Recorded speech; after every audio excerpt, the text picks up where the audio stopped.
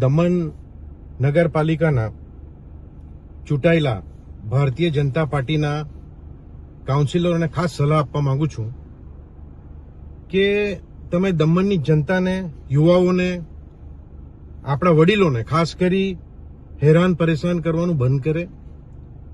તમે જે રીતે આ ટોઈંગ વેન, નો પાર્કિંગમાં જે રીતે પૈસા લઈ રહ્યા છે, હજાર રૂપિયા, શા માટે?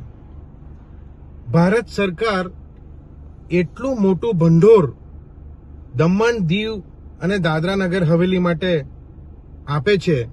હજી તમને શું ઓછું પડ્યું? એટલી બધી ગ્રાન્ટ આપે છે ભારત સરકાર, તો આ નાની નાની વાતોમાં તમે લોકોને હેરાન કરવાનું શા માટે તમને સૂઝે છે? ટોઈંગ વેન લગાવે છે, તમે ઠરાવ પાસ કર્યો છે. મને ખબર પડી કે તમે નગરપાલિકામાં એવો ઠરાવ પાસ કર્યો કે જે નો પાર્કિંગ કરે એના પાસે પૈસા લેવાના. હજાર રૂપિયાની તમે આ પાવટી, મારા પાસે હજાર રૂપિયાની તમે પાવટી ફાડી રહ્યા છે. શું ગામડાના લોકો, તમને ખબર છે કેટલા ચક્કર દમણ સિટીમાં મારે? રોજના રોજ મને ખબર ત્યાં સુધી 3-4 વાર ગામના લોકો યા તો માર્કેટમાં આવે, યા તો પછી કોઈ મેડિકલમાં આવે, યા તો કોઈ શોપિંગ કરવા આવતા હોય. તો તમે પહેલા તો પાર્કિંગ બનાવો, તમે પાર્કિંગની વ્યવસ્થા કરો.